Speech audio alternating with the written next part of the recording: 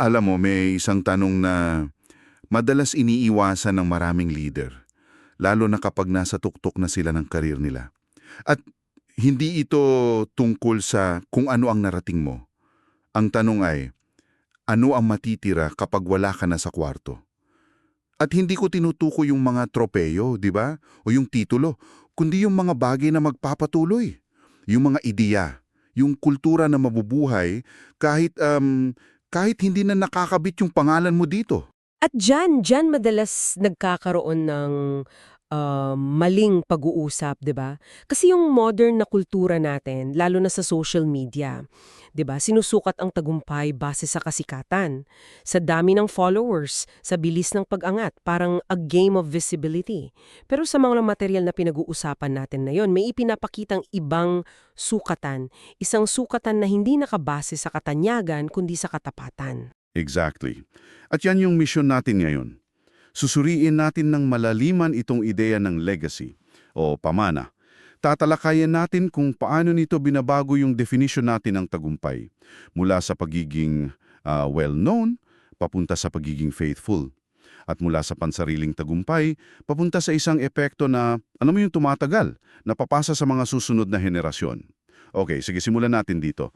Sabi sa source material, karamihan sa atin sinanay na habulin yung visibility, yung impluensya, yung mga resultang nasusukat. Parang laging may scoreboard, di ba? Pero may tahimik na tanong daw sa ilalim ng lahat ng ito. At ito yon. Kapag natapos ang papel ko, ano ba talagang mananatili? Medyo, medyo nakakatakot yung tanong na yan para sa akin. It is a confronting question. Oo. Kasi binabago niya yung buong scorecard. Sinasabi sa material na ang sukatan ng Diyos hindi kasikatan, kundi katapatan. May binanggit pa ngang verse, 1 Corinto 4.2, ang kinakailangan sa mga katiwala ay ang mapatunayang sila ay tapat. At yung salitang Griego para sa tapat, yung pistos, ang bigat nun eh. Hindi lang siya honesty, kasama diyan yung pagiging reliable, mapagkakatiwalaan sa paglipas ng panahon. So ang legacy pala, hindi siya isang bagay na pinaplano mo para maalala ka. Resulta lang siya ng tuloy-tuloy na pagiging tapat araw-araw. That's fascinating. Kasi yung pinakamagandang halimbawa na binigay sa sources, yung pagkumpara kay Saul at kay David. Si Saul, yung unang hari ng Israel, parang package deal, di ba? Matangkad, kangangahanga, aprobado ng publiko. Kung sa panahon ngayon, siya yung may mataas na approval rating. Yung laging viral. Pero yung pamana niya, gumuho sa isang henerasyon lang. Over God's direction. Si David naman, on the other hand, a complete mess in many ways, di ba? Maraming malalaking pagkakamali, adultery, murder, you name it. Pero ang kaibahan, kahit gaano kalaki yung pagkakamali niya, lagi siyang bumabalik sa Diyos. May pagsisisi. It was about the posture of his heart. At dahil doon, yung tipan sa kanya, nagpatuloy for generations. Okay, pero dito ako medyo nagsastruggle. Hindi ba't delikado yung idea na basta't tapat ka sa puso para may license ka na magkamali ng malaki? Kasi sa modernong leadership, accountability ang usapan eh. Pananagutan. Paano natin ipagkakasundo yung konsepto ng pusong tapat ni David sa pananagutan sa mga napakalaking kasalanan na nagawa niya? That's a crucial question. Tama yan. At hindi sinasabi ng source material na excuse yung tapat na puso para makalusot sa consequences. In fact, David faced horrific consequences for his sins. Nagkagulo pamilya niya, namatay anak niya. Ang punto ay hindi yung kawalan ng accountability, kundi yung direksyon ng pagsisisi.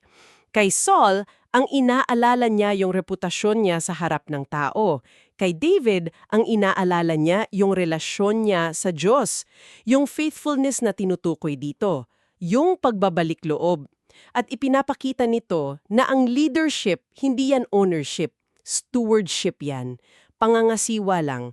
Hawak mo lang pansamantala yung posisyon at impluwansya na yan. Stewardship. I like that word. Kasi kung yan yung mindset mo, na pansamantala lang to, it forces you to ask a really tough question. Ang itinatayo ko ba ay isang bagay na kailangan ako para tumayo? O isang bagay na mabubuhay kahit wala na ako? Kasi kung kailangan ka para gumana ang lahat, baka dependency ang nabuo mo, hindi capability sa iba. Baka ikaw yung naging bottleneck. At dito na pumapasok yung ideya ng pag-iisip para sa mga susunod na henerasyon. May isang linyang tumatak talaga sa akin mula sa sources. Sabi doon, ang mga pinaka-maimpluwensyang leader ay nagpaplano para sa kanilang sariling pagkawala. They plan for their own obsolescence. Wow. Hindi sila natakot na maging hindi kailangan. Ang focus nila hindi lang sa pag-delegate ng tasks, kundi sa pag-develop ng mga tao. Pag-transfer ng wisdom, hindi lang ng information. Alam mo yung verse na binanggit sa aklat ng mga Hukom 2.10, para sa akin, isa yan sa mga pinakamalangkot at pinakanakakatakot sa buong Biblia. Matapos ang lahat ng ginawa ni Moises, ni Joshua, yung successful na pananakop sa lupang pangako, sinasabi lumitaw ang isa pang henerasyon na hindi nakakakilala sa Panginoon o sa mga ginawa niya para sa Israel. Isang henerasyon lang, a single generation, at nabura lahat. Nakakakilabot isipin. It's the ultimate tragedy of leadership. Yung trahedya ay hindi pagkatalo sa gira, ang trahedya ay ang failure of transmission. Gets ko. Napanalo nila yung laban pero hindi nila naipasa yung pananampalataya. Naipasa nila yung teritoryo pero hindi yung testimony. At ipinapakita nito na ang legacy, ang pamana, ay hindi nasusustain ng momentum lang. Hindi ito nangyayari by osmosis. Kailangan itong gawin ng intentional, through discipleship. At yung sinasabi sa source na madalas, ang pagbuo ng pamanang ito nangyayari sa mga panahong hindi ka napapansin, sa mga hidden years. Sabi doon, yakapin ang pagiging hindi kilala bilang isang paraan ng paghubog. Pero sa totoo lang, sa kultura natin ngayon, sa hustle culture, yung hidden years parang katumbas ng pagiging left behind, di ba? Paano mo sasabihin sa isang ambisyosong 25-year-old leader na huwag ka mag-alala, okay lang na walang nakakapansin sa iyo sa loob ng 10 taon? Hindi ba't parang career suicide yun? Absolutely! It runs completely counter to our current cultural script, pero what's fascinating here is, yung mga panahong ito ng pagiging hindi kilala, inilarawan ito sa material bilang workshop of faithfulness. Workshop of Faithfulness. Ito yung training ground kung saan lumalago yung mga ugat ng katapatan nang walang pressure ng audience. Si Jose naglingkod ng tapat sa loob ng kulungan, walang nakakakita, walang pumapalakpak. Si David nag-aalada ng tupa sa kaparaanan, pinuprotektahan sila mula sa mga leon at oso, doon nahubog yung karakter nila para sa mas malalaking responsibilidad. Without the workshop, the public work will eventually collapse. So it's a test of motive. Ginagawa mo ba to para sa palakpak o dahil ito yung kamang gawin? Which brings us to this concept na medyo mabigat pakinggan. Yung the theology of stepping aside. Parang bigat. Ano ba talaga ang ibig sabihin yan sa practical na paraan? Ito ba yung pag-resign, pag-retire, o mas malalim pa dyan? Before it's an action, ang theology of stepping aside ay yung pag-unawa na kapag dumating na yung panahon ng pag-alis o pag-transition, hindi ito kabiguan, kundi katuparan. It's the fulfillment of faithful leadership. Si Juan Bautista ang perfectong modelo. Nang makita niya si Jesus, hindi siya nag-hesitate. Ang sabi niya, kailangang siya ang lumago at ako na may umuntik. He must become greater, I must become less. Oo. Para sa isang leader na may sariling following, napakahirap sabihin yan. Pero ipinapakita nito na ang pagpaparaya, hindi yung pagsuko, isa yung gawa ng pananampalataya na nagtitiwalang mas malaki ang mission kesa sa role mo dito. Okay, so naintindihan ko na yung why. Klaro na sa akin yung mindset shift from fame to faithfulness, from ownership to stewardship. Pero ang pinakamalaking tanong para sa akin ngayon ay, paano? Kasi ang dali sabihin ito, pero sa totoong buhay, paano mo sisimulan? Mukhang may sagot dyan yung mga materyales na binigay mo. Meron. At hindi ito basta-basta. It's a deliberate strategy. Tinawag itong legacy transfer plan.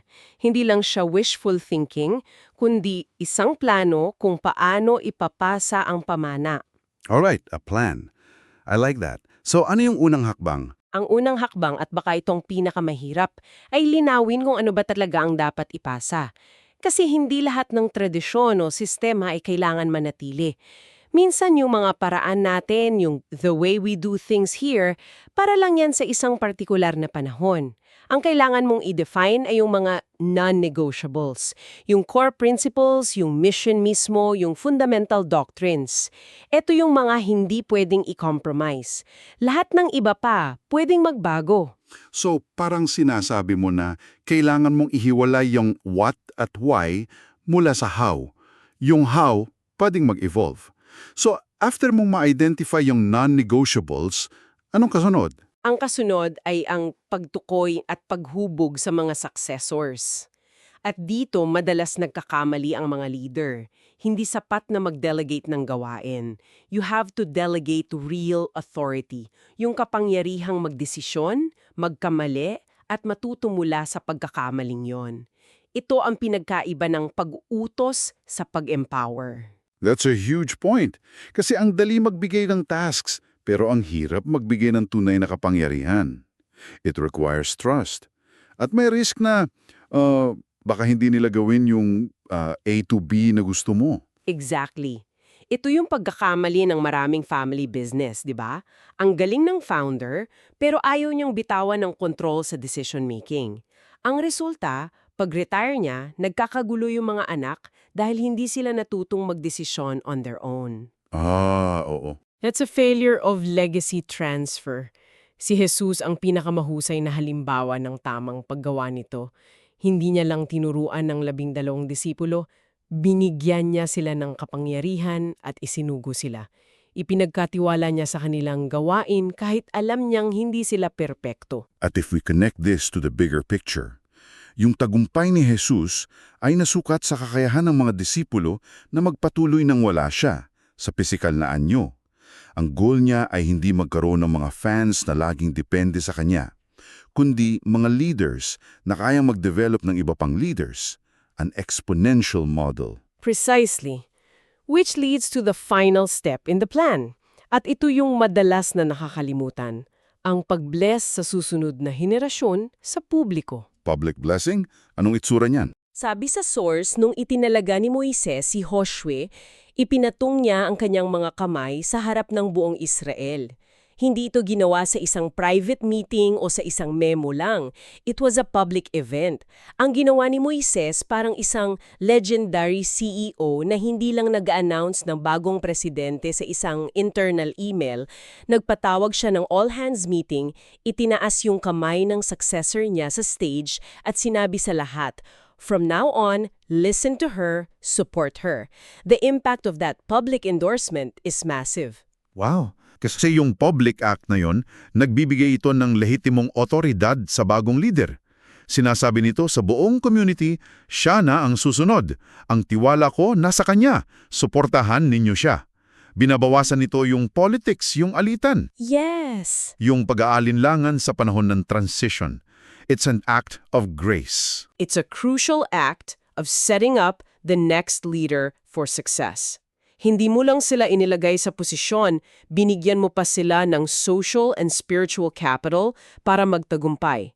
So the plan is simple but profound. Clarify the non-negotiables, delegate real authority, and bless your successor publicly. Sa huli, itong buong pag-uusap na to ay nagbabalik sa atin sa isang radikal na pagbabago ng pananaw, na ang tunay na sukatan ng pamumuno ay hindi ang taas ng iyong narating, kundi ang lalim ng iyong ipinunla. Hindi ito tungkol sa pagiging unforgettable, kundi sa pagiging tapat na ang bunga ay nagpapatuloy sa iba. Kaya ang tanong na iniiwan namin sa iyo ay ito, kung ang iyong pamumuno sa trabaho, sa pamilya, sa komunidad ay magtatapos ng mas maaga kesa sa inaasahan, bukas, ano ang mananatiling buo? At hindi ito isang tanong para sa retirement. Ito ay isang responsibilidad para sa ngayon dahil ang pamanang na ito hinuhubog na yon. Sa bawat desisyon, sa bawat pag-empower sa isang tao, sa bawat araw ng iyong pagiging tapat, lalo na kapag walang nakikinig. At habang pinag-iisipan mo yan, heto pa ang isang bagay na iwan natin. Napag-usapan natin ang tungkol sa kung ano ang ipinapasa mo, Pero paano kung ang kalahati ng isang matatag na pamana ay hindi lang tungkol sa kung ano ang ibinibigay mo, kundi sa kung gaano mo kahusay na tinuro ang susunod na henerasyon na tumanggap? Paano mo sila inihahanda, hindi lang para kunin ang baton, kundi para malaman din kung kailan at paano nila ito ipapasa sa iba, na nagpapatuloy sa tanikala ng katapatan matagal pa matapos na sila mismo ay mawala?